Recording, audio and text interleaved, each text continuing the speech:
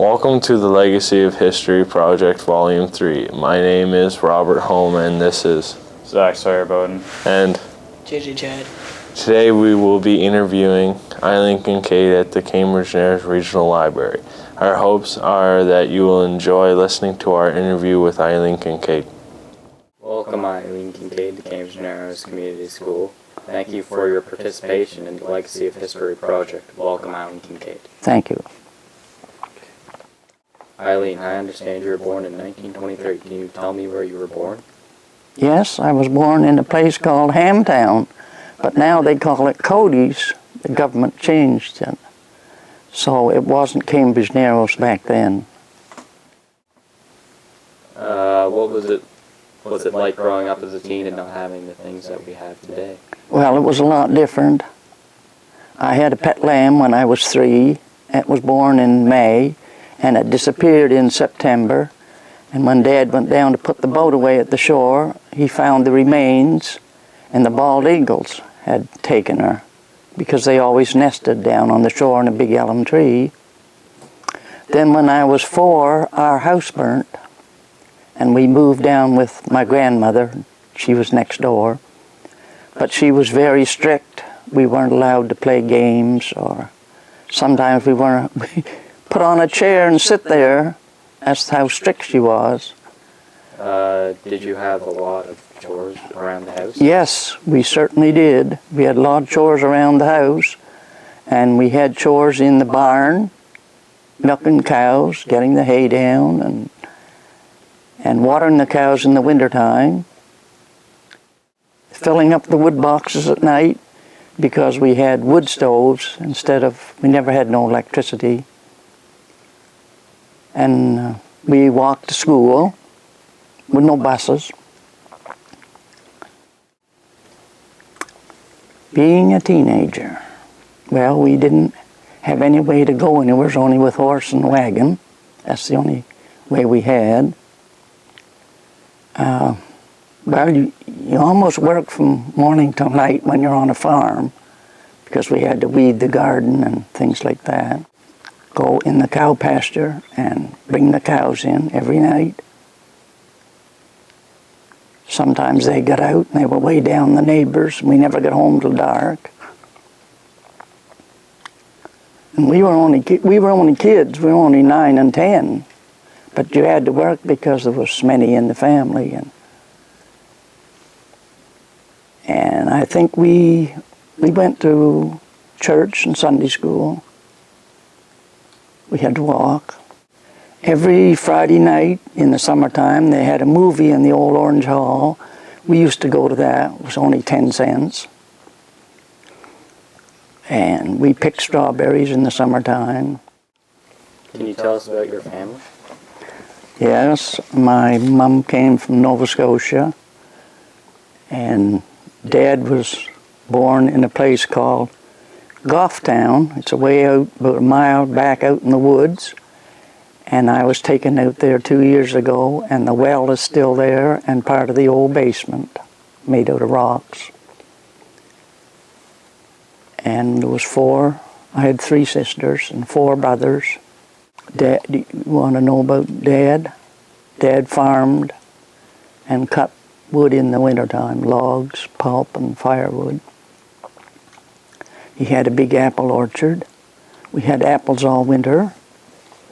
In October, after we finished our lessons, we had to help Mom peel apples, cut them up, string them on twine, hang them up behind the stove to dry, and in the wintertime, Mom would get them out, and soak them, and make apple pies and applesauce.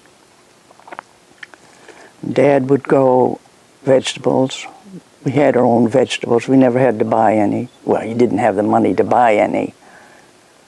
And when Mom would churn the cream, make butter, they had little butter pats, like a pound, and Dad would take it to the store and trade it for flour, sugar, yeast cakes, and tea, because there probably wasn't anything else in the store you could buy then. There was no canned goods or anything like that in the store back then. And Mom would make bread every other day because of such a large family. But we enjoyed ourselves. And Dad had a little lumber mill. He made strawberry crates and the strawberry boxes. And the little block ends, we had a store, a pretend store. We played store. And what we used for money, we took the leaves off of trees. The big leaves were $5, and the smaller, long ones was $2. And we had $1, and the little round ones was 5 cents and 10 cents and 25 cents. That's all we had to play with because we didn't have toys. One Christmas, I got a little rag doll. And that's all I had all my life growing up, was this little rag doll. At Christmas time, you got candy and an orange or something in your sock. That's all you got. We'd go out to the sheep pasture and get a Christmas tree, cut it down, bring it in, trim it. We made most of our trimmings. Dad smoked zigzag tobacco, and we would take the foil off of it and press it and cut out, make icicles. And we'd pick the rosebuds and make streamers, hang on the tree. That's about all we had. Sometimes the little apples, we could hang some of them on the tree. Made a big tinsel star for the top of the tree. But it was fun. We took the hardhack bushes and pulled them up to the top, so we had the white blossoms on one and the pink blossoms on the other, and that was our ice cream in our store. What was your favorite meal growing up? My favorite meal? Everything. Fresh vegetables and Mom's pumpkin pies and just about everything. I liked everything, and I still do. How did you get your groceries and supplies for your home? Well, Dad grew all the vegetables, and we had cows. He would kill a young beef in the fall. We had beef. He would kill a pig. We had pork. We had hens. And Thanksgiving he would kill 2. Christmas he would kill 2. And we had our own eggs. So we didn't, the only groceries we got was like tea and sugar, and of course Dad would take the horse and wagon and go to the store, get the groceries. In the wintertime he took the horse and sled. Where did you go to school? Can you share some experiences about your education? I went to school, it was called Hamtown. And the school's still there, but it's made into a house. I love school, and we were lucky enough to have a teacher that taught grade 9 and 10, and I had to take grade 11 by correspondence course. You had to send them in every Monday, and they marked them and sent them back. But the French was the hardest, because you didn't have a teacher to help. Some of the teachers could help with math and things like that, but we had nobody to help with the French. So I didn't do very good on French, but I did good on Latin. And nobody uses Latin, I don't think, today. And then during the war, I went to summer school for 6 weeks, and I received my second-class teaching license, and I taught school for 6.5 years. And I loved it. I enjoyed it. At recess, we played games when we were younger. We played kick the can, prisoner's base, crows and cranes. That's about all. And rainy days, we stayed in the schoolhouse, and the desks, we moved the desks and seats all over to one side at noon hour, and we'd play blind man's bluff. Or pin the tail on the donkey. That was another one we played. When did your parents first get a motorized vehicle? My parents, well, they never really had one. They just had the cast off. My brother, when he come back from the war, he bought one. And when he left to go to work, why, he got a better one and left that Model A to my dad. And he learned to drive. And that's, I guess, all he had was that one, same one. But they were a good car then.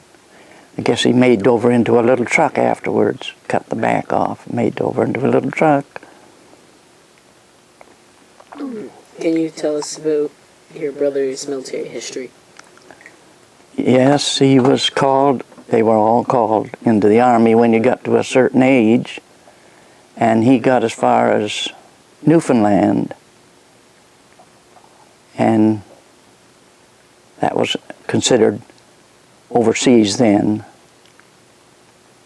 And when he was on leave, he was, I don't know, they were playing with other people, and he got an apple in the eye, ruined his eye, and then he was discharged from the Army. I guess that's about,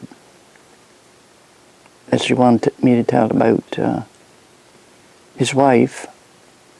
Ralph was killed in a, drunk driver killed him coming home from St. John. And his wife was left with hardly any money, a little bit in the bank, because you didn't have money back then. And I saw a write-up in the Telegraph that anyone that had been to Newfoundland and had died, their spouse could get a pension. So I cut it out and took it down to her, and she called the number, and they said to write a letter and explain, and she did, and she finally got a pension so she could live, because she didn't have much education. Tell us more about your teaching career. The first school I taught in was in North Kelowna. That is part of the Army ground now, Camp Gagetown. And then I went to St. John and I worked in a mill making, I had a sewing machine. We had big long sewing machines set up. And I worked there till Christmas. And then when I came home, they had no teacher for Hamtown, so I was stuck there for 6 years during the end of the war and then after the war. Teachers were scarce because they went overseas and worked in the Army too, a lot of the teachers. Both schools was only one-room school, and they both had grades 1 to 8. Only the one room. We had outside toilets, I guess that's what they called them back then. The girls had one and the boys had one. And you people are lucky today to have toilets inside, especially in the wintertime. And we had to go to a spring and get the water every morning to drink. And we would take our lunch, and we would make cocoa and put in a bottle, and we had they called it a ram-down stove. It was round, the bottom was quite big, and then the next part was smaller, and it had a rim around the bottom, and at recess we'd set our cocoa bottles on this rim to warm up the cocoa, so it would be ready for our lunch, dinner time. Good old days. The pay wasn't very good when I first started out. I got $25 a month. I paid $2.50 a week board. And then after 1 year, it went up to $30. And I think the next year it just kept going up. And the last year I taught, I got $75 a month. And I paid $5 a week board.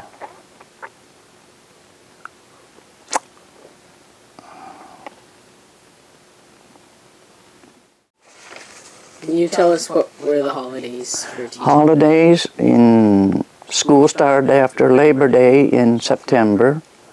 We had Thanksgiving off, and we had a week at Christmas. We had Easter, Good Friday and Easter, and we had the 24th of May, Queen's birthday. And that's all the holidays we had until the end of June. In the summertime, I worked at the Washtenamoik Lodge for 6 summers, washing dishes and waiting on tables. And when I was younger, we walked about a mile and a half down the road, picked strawberries so we could buy our clothes and shoes. That's the only money we had. But we liked them. We had great fun in the strawberry patch. What kind of things did you do in the strawberry patch? Well, if we found a rotten strawberry, we would throw it at the other fella, just like you would probably too. And then when we was all done for the afternoon, sometimes the owner of the patch would run up and grab your feet and haul you down the row. And then, I have to tell you about the Indian. He was called Laughin' Louie, big Indian. He just traveled around, and he had a camp out back of one of the places where we picked berries, and he would come, and after we were all through, he helped pick too. After we were all through picking, he would sit and tell stories, and he'd throw his head back, and he had a great big hearty laugh. One time he stayed at Dad's place, slept on the couch in the kitchen because he wouldn't go to the bed. And 2 days later he brought Dad 2 nice axe handles.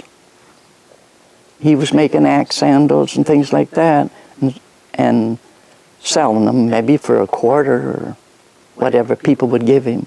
That's how he lived. What were the fashions like back then? I don't think we thought anything about fashions back then because you wore hand-me-downs or mum-made clothes. She would send to Teton's and get a bolt of cloth.